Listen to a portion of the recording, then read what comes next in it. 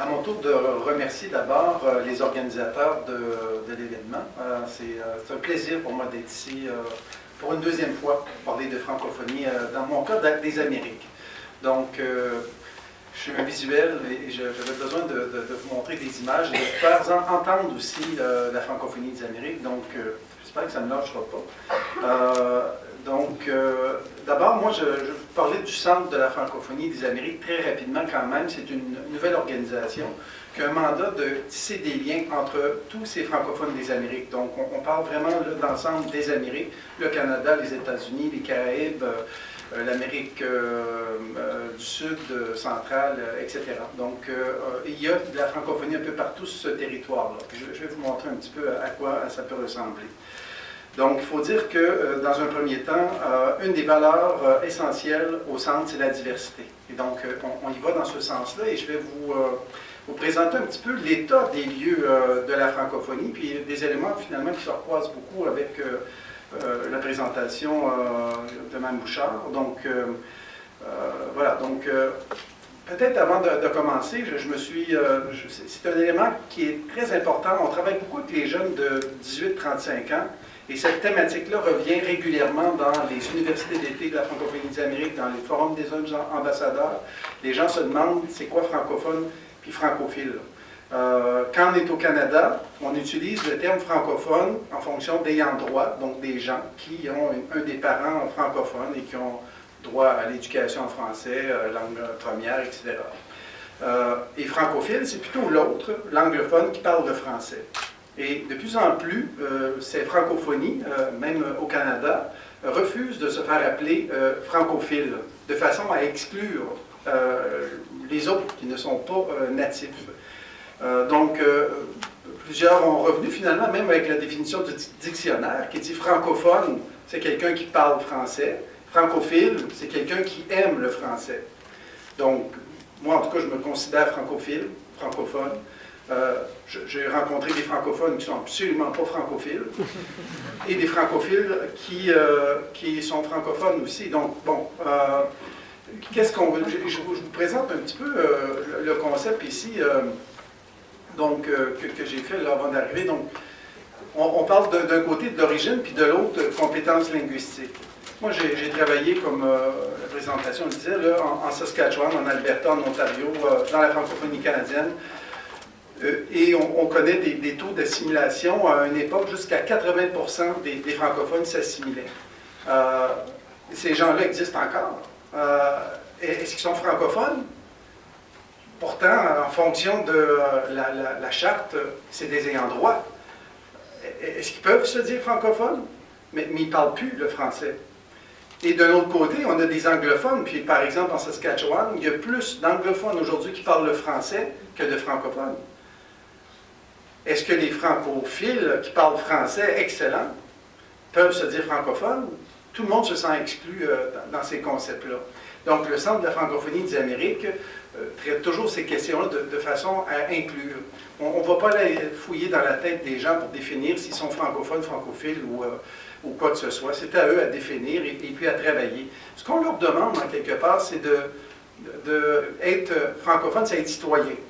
C'est vraiment embarquer dans une démarche citoyenne de faire en sorte que cette francophonie-là soit de plus en plus dynamique, de plus en plus vivante dans l'ensemble des secteurs, que ce soit l'éducation, que ce soit l'économie. Donc, quelqu'un qui se passionne de francophonie, c'est quelqu'un qui fait en sorte qu'il change la société pour qu'elle soit de plus en plus, ou la francophonie de plus en plus, comment je dirais, acceptée et bien vue. Donc, c'est un peu dans la démarche là, que je voulais vous présenter cette courte présentation-là. Ah oui, je me suis mis aussi un concept là, bien simple. Là, on dirait que je me suis mis c'est vraiment dans des entrevues que j'ai faites, surtout en Saskatchewan, que les gens se disaient que francophone, finalement, là, ça doit être quelqu'un qui parle assez bien le français puis qui a des origines, puis ça retrouve en quelque part dans cet axe-là, environ là. Et en Saskatchewan, on a travaillé sur la commission sur l'inclusion, avant même la commission Bouchard-Taylor. Et les gens, une fois qu'on a défini cette définition inclusive, les gens étaient à peu près 300-400 personnes qui étaient en conférence et adoptaient à l'unanimité.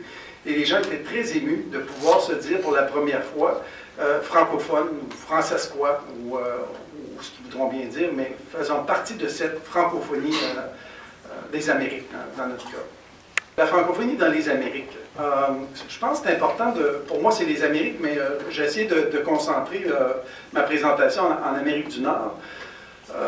Mon cher Wesley va venir m'aider un petit peu. Donc, peut-être de comprendre des éléments, je pense, encore une fois, de l'histoire, puis pas une histoire bien lointaine. Quand on pense que, d'abord, dans la francophonie des Amériques,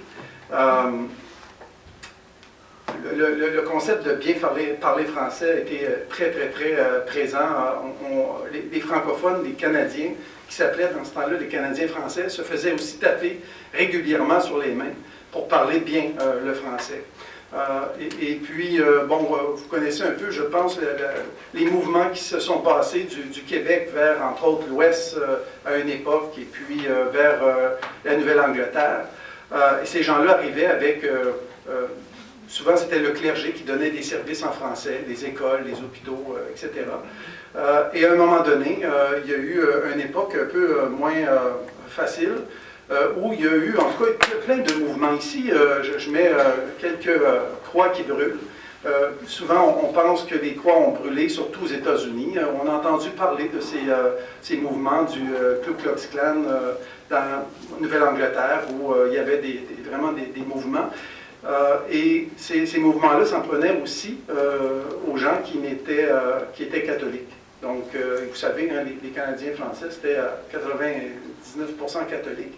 Donc, il y a eu des mouvements de Ku Klux Klan qui se sont promenés dans ces communautés francophones. On parle d'1 million à ce moment-là de francophones dans les débuts 1900 qui étaient en Nouvelle-Angleterre.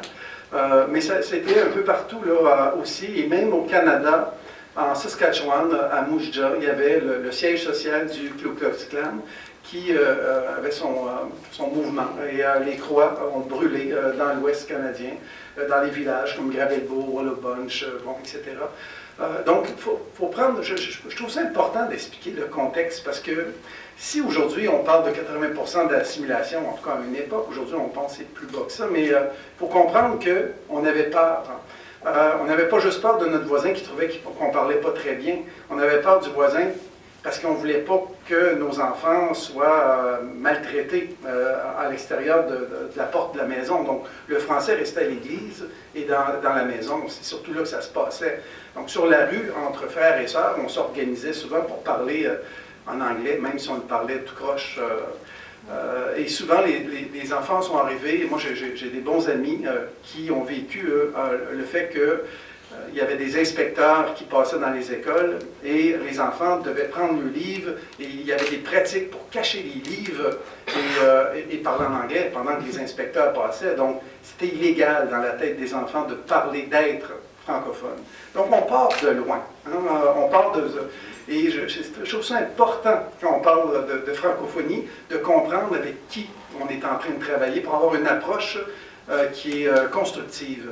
Donc, c'est sûr qu'aujourd'hui, de leur dire que tu te parles donc bien bizarre, hein, tu as bien un drôle d'accent, c'est difficile encore aujourd'hui d'entendre pour eux des choses comme ça. Donc, vous savez à peu près, j'imagine, on a des statistiques au centre depuis que le centre est créé, ça fait 5 ans. Il y a eu M. Rivard de l'Université Laval qui a fait une étude sur le nombre de locuteurs de français dans les Amériques. J'imagine que vous avez une idée, en tout cas, du nombre de francophones au Canada. On a vu tout à l'heure 10 millions, 9,6 qui était écrit. C'est intéressant, si je dis penser, qui sont quand même pas nouvelles. 9,6 millions de francophones, de locuteurs, excusez, de locuteurs, je ne prendrai pas francophone, je ne prendrai pas francophile, de locuteurs de français.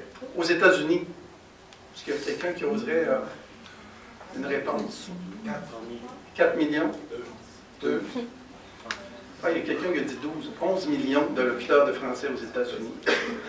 C'est quand même impressionnant, hein? C'est des chiffres on est tellement segmenté dans notre territoire, on est tellement québécois, acadiens, franco-ontariens, franco-manitobains, francescois, franco-ténois, etc., on a souvent, on ne voit pas plus loin que notre province et que la francophonie des Amériques, c'est encore dans l'espace caraïbe, 9,7 millions, c'est encore plus de locuteurs qu'il y a au Canada. Et dans l'Amérique latine, encore assez impressionnant, 2,8 millions. C'est des gros chiffres, 33 millions de locuteurs de français dans les Amériques. Nous, on a le plaisir de rencontrer ces gens-là, de travailler avec eux, puis de faire en sorte que la langue puisse vraiment se développer et prendre toute la place publiquement. Donc, 33 millions, c'est seulement 4 de la population. Ça reste petit encore. Et notre but, nous, c'est d'augmenter tranquillement cette part-là. Donc, de faire en sorte que... puis ça va bien, hein, c'est assez extraordinaire. Aujourd'hui, bon, disons, à New York, hein, on manque de professeurs de français. Les gens nous appellent, ils ont un vrai problème d'avoir des professeurs de français. En Californie, c'est la même chose. Donc, et j'arrive du Costa Rica. Costa Rica, le seul pays de l'Amérique latine où le français est encore obligatoire. Et ces professeurs de français, bon, eux, en plus de faire le travail que nous, les professeurs de français, font au Québec ici, eux, le soir, ils développent la pédagogie, ils font du travail pour essayer de développer des politiques linguistiques, etc., pour faire en sorte que le français va être enseigné, pas seulement au secondaire, mais aussi au primaire, qu'il y a des écoles privées, puis, etc. Donc, c'est passionnant de voir des gens qui se donnent comme ça pour faire rayonner la langue partout dans les Amériques. Et, comme de raison, on essaie de faire disparaître ces mouvements un peu négatifs sur le territoire. Ça ressemble un petit peu à ça en Amérique du Nord. Là, vous voyez un peu la population d'origine ethnique. C'est comme dit Dean Lauder, comme un fameux gros morceau de gruyère. C'est assez extraordinaire de voir. C'est vraiment cette mobilité sur le territoire. On pense souvent que les francophones sont sédentaires, ils ne bougent pas, mais ils bougent de façon assez extraordinaire depuis le début des temps. Et quand on regarde la carte, on voit les mouvements d'abord. On peut partir de l'Acadie avec la déportation. Ils sont déportés pas seulement en Louisiane, ils sont déportés aussi dans les Caraïbes, un peu partout. Donc, il y a encore, pas loin de... mon Dieu, en tout cas en Haïti, une communauté acadienne reconnue dans un village qui continue à faire leur travail. Même, mon Dieu, j'oublie notre ancienne gouverneure générale, Madame...